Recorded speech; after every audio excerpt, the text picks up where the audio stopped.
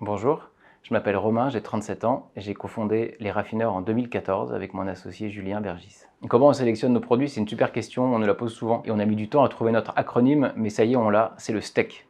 Le STEK, c'est le S, le T et le K qui correspondent aux trois éléments que doivent avoir chaque produit pour rejoindre notre sélection. Je m'explique, le S, c'est pour le style. Il nous faut des produits stylés, au design sympa, avec un joli look, des belles finitions.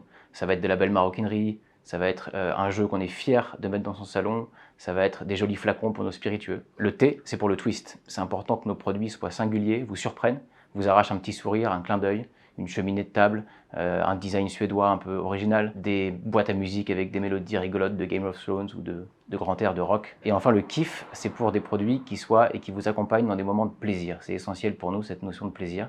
Ça va être des jolis bouquins de recettes avec un tablier, un set de couteaux pour le moment où on prépare un repas pour ses potes. Ça va être un super jeu magnétique pour s'amuser avec votre enfant quand il pleut dehors. Toute cette notion de plaisir, elle est centrale chez nous. Et c'est donc ces trois éléments que doivent regrouper les produits pour rejoindre la sélection.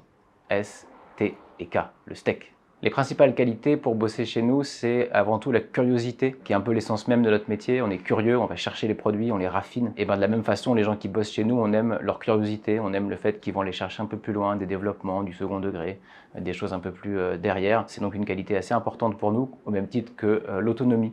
On est en pleine croissance, on a beaucoup de projets et il faut savoir paralléliser, il faut savoir prioriser pour conduire de façon simultanée l'ensemble de ces travaux. Et enfin, c'est la joie de vivre. On parle pas mal de bienveillance en ce moment chez nous. Je pense que la joie de vivre, c'est un peu fondamental. C'est-à-dire sourire, c'est-à-dire arriver avec l'envie de rigoler, de déconner. On est là pour trouver des produits cadeaux dans des univers plaisants qui vont faire sourire les gens. Si on fait la gueule au boulot, on ne pourra pas trouver des jolis produits ou alors la sélection sera toute pourrie. Donc le sourire et la joie de vivre, c'est essentiel.